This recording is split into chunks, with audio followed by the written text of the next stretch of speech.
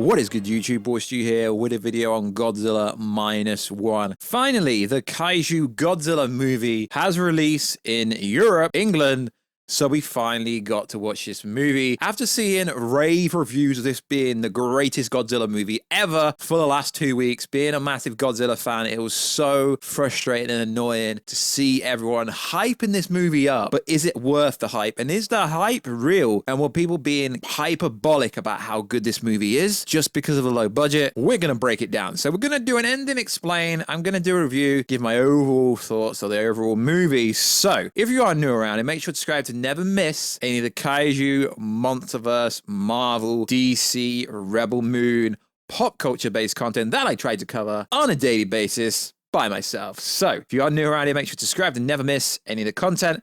Let me know down below if you've seen Godzilla -1. What did you think of it?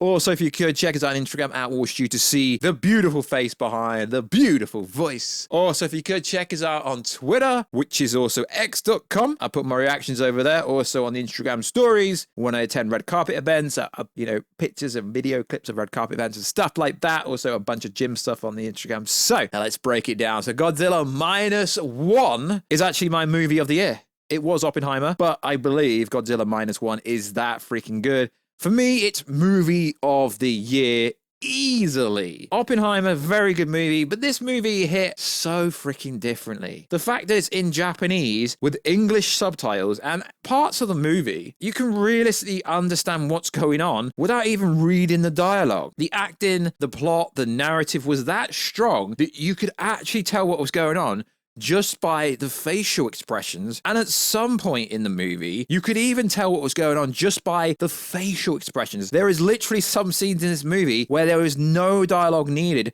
just for the devastation of what is just actually happened. So if you haven't watched the movie, this is probably not a review for you because we do spoilers, you know how we rock here. So the premise of the movie is it's set in a post-Japan setting. Japan's at its lowest point when a new crisis emerges, and in the form of Kaiju giant monster called Godzilla. It's almost like a horror movie to a certain degree. So something I need to address is when this movie first came out and some influencer TikTok reviewers came out, they said, yo, this is the best MonsterVerse movie ever. You've got to understand, this is a Toho movie, right? So it's got nothing to do with the Legendary Pictures MonsterVerse movie. This is not the same Godzilla that we've seen in Godzilla vs. Kong or King of the Monsters or the new movie coming out called The New Empire. This is Toho's Godzilla. They own the character, and this Godzilla just didn't give a He really didn't. Pure devastation. The ground actually shakes when this Godzilla walks around, and the atomic breath literally sent shivers and sent chills through my whole body. What was actually interesting was you could tell this was a movie for Godzilla fans, because when I went to watch it, there was literally 10 guys that turned up by themselves to watch a movie. I mean, I do see occasionally a few dudes, a few guys watching movies by themselves, but generally it doesn't really happen at a scale. So really, this is a movie for Godzilla fans. But even if you're not a Godzilla fan, from a narrative standpoint, from a dialogue, from a script point of view, this movie is written so well that anybody would like it. It's rather fascinating because it's quite a depressing movie, but it's got a really, really nice ending. An ending that maybe would make someone cry. It's a really emotional movie, which for a Godzilla movie, you would never expect this. But also that has a little problem, right?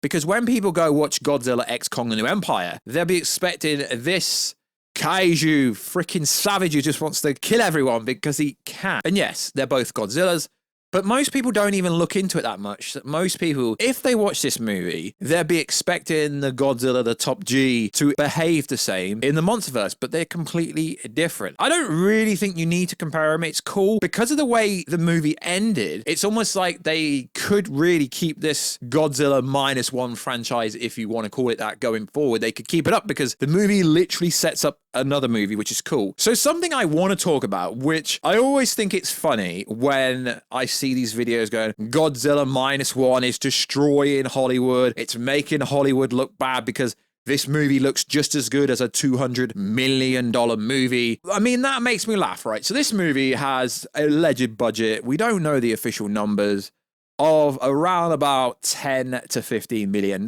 It's in that kind of cadence, somewhere around there. And someone goes, oh, this looks better than Ant-Man 3, this looks better than The Flash, this looks better than the Marvels. Sure, it looks just as good. But the problem here is a lot of people don't know what they're talking about. It's not a money thing. It's a time thing. To do VFX, to do CGI, it's a time thing. You need to spend a lot of time on movies. So generally in Hollywood, you got to understand, Godzilla Minus One, it's a Japan movie, it's a Toho movie, it's not a traditional Hollywood movie. That movie had all the time in the world.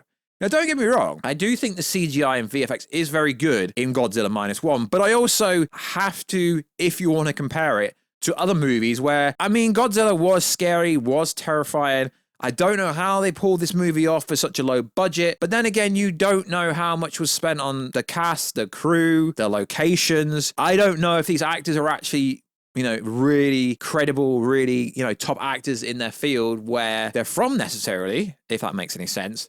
But you do have to judge the same metric. You can't just say a movie's good because the CGI, and don't get me wrong, the CGI is great in this movie, but also there's parts where the CGI of Godzilla is wonky. It's all over the place. It's that bad that it kind of makes Godzilla going from being this scary monster.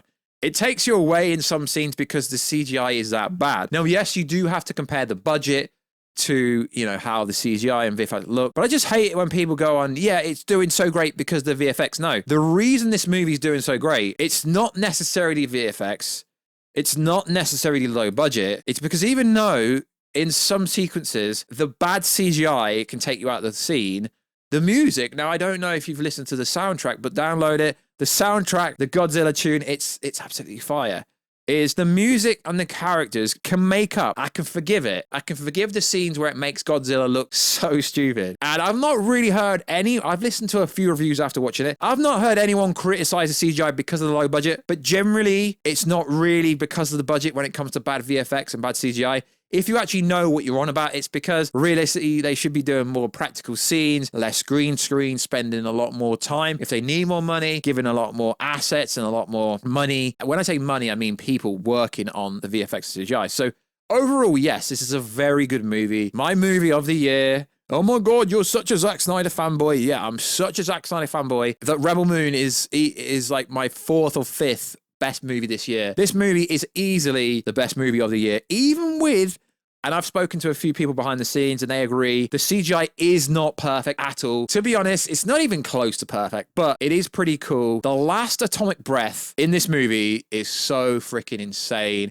Yes, he is the king of monsters, but it's not the MonsterVerse king of monsters. And I did try and watch this movie early. I did try and get a press screener, but your boy Warstu isn't very well known in the monster base, I guess. I don't know. Somehow I got rejected. So it would have been cool to watch this 2 weeks ago. So I'm not expecting many people to watch this movie. But overall, very good movie. I believe anybody who is a fan of good movies will like this because it's such a cool storyline and it's got such a cute ending. So let's break it down and let's talk about, and we're not going to break down the whole movie, but let's talk about the ending scene because that is so epic. So the main narrative of the movie is Godzilla keeps attacking Japan throughout the movie.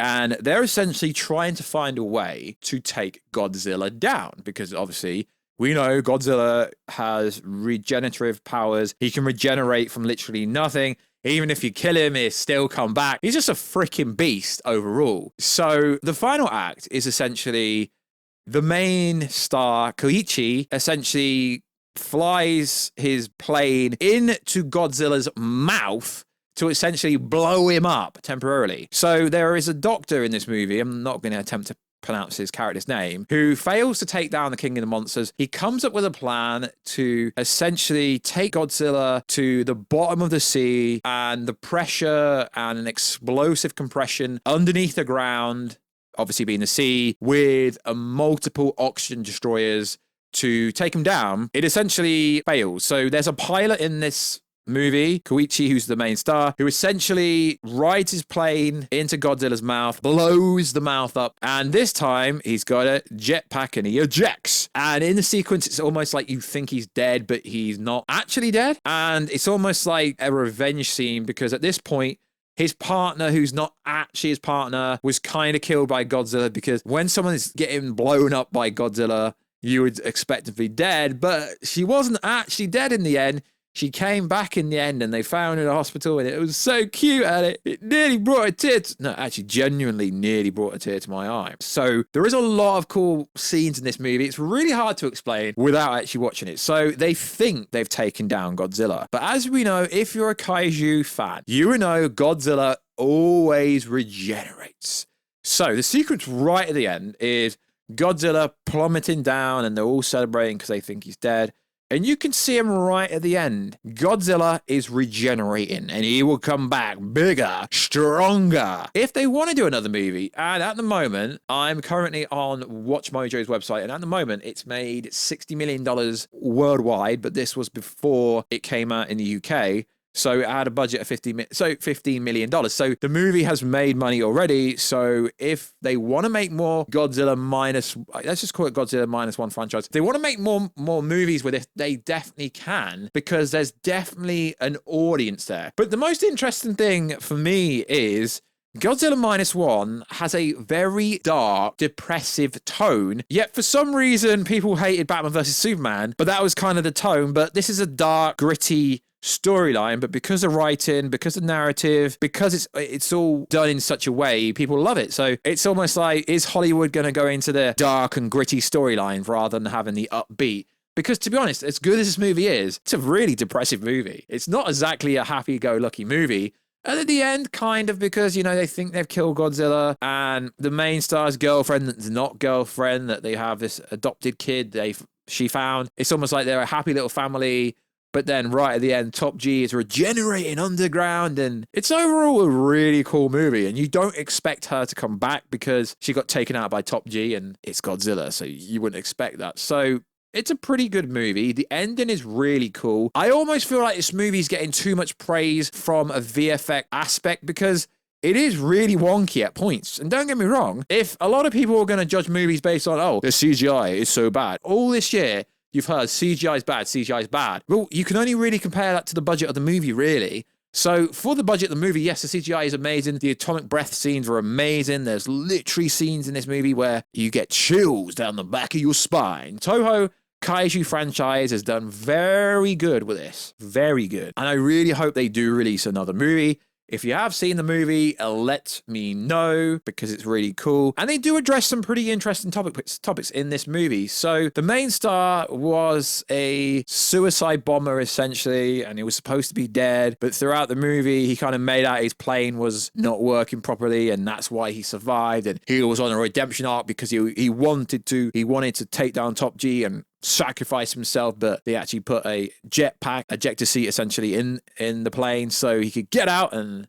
it's really cool. It did address a lot of hard-hitting subjects it was set around the 40s. I think it went up to 1950. Bear in mind, lads and ladettes, I don't have notes set in front of me. I'm freestyling this. So there was some really interesting topic points in this movie, and it's not just about Top G Godzilla's atomic breath, although as beautiful as that was, there is so much more to this movie. The main star have PTSD from the Godzilla attack early in the movie, which set an overall narrative going forward. Yeah, I realize this review's all over the place, but like I say, I don't do reviews. This is me just giving my thoughts. It was really cool. It was just so cool to see Top G just ripping everything up, and horrifying and scary in sequences, although some of the wonky CGI and poor VFX did take you out of it. I don't really care for the budget. I mean, yes, it has made money, it is pretty good, but I can't care for this. People comparing it to DC and Marvel, it's not DC or Marvel. Stop comparing it to it, lads. Come at me down below if you think I'm wrong. But overall, this is the best Godzilla movie I've ever seen. Way better than the MonsterVerse Godzilla, but you can't really compare them, but you can, even though they're completely different characters, although they're the same characters. One's literally a movie done by people that own Godzilla. Legendary's Godzilla. They've got strict rules when it comes to what they can and cannot do with Godzilla. But overall, Godzilla Minus One is a freaking insane movie, and I really can't wait to see if they do another movie. Clearly, Top G is going to come back, but I don't understand where they can freaking go with the next movie. What they're going to do? Attack Japan again? To be honest, although I want to see a second movie, don't force it. If you can't come up with a good storyline for the second movie, it can't just be another movie of Top G attacking again and them trying to stop him, because it's a one and done movie pretty much, in my opinion. Although they could take it somewhere if they really wanted to. So like always, guys, if you've seen Godzilla Minus One, let me know down below. I think it's a freaking awesome movie. We've also got Monarch Legacy of Monsters this week. It's already come out this week, obviously. That's still running. There's a few more episodes left. Got Godzilla X Kong: The New Empire next year. Just a freaking cool time to be a Kaiju MonsterVerse fan. So like always, guys, let us know down below. What do you freaking think about this movie? Do you agree with me? In fact, I prefer you to disagree with me. Comment down below to help the algorithm. Check us out on Instagram at Warstu to see the beautiful face behind the beautiful voice. And if you wondered what I was talking about on the Instagram stories the other day, it's actually in the random folder in my Instagram highlights. I had to be very careful how I put that image because it's not really allowed to be there, but it is there if you want to see it. So like always, guys, I will catch you in another video very soon. Catch you later.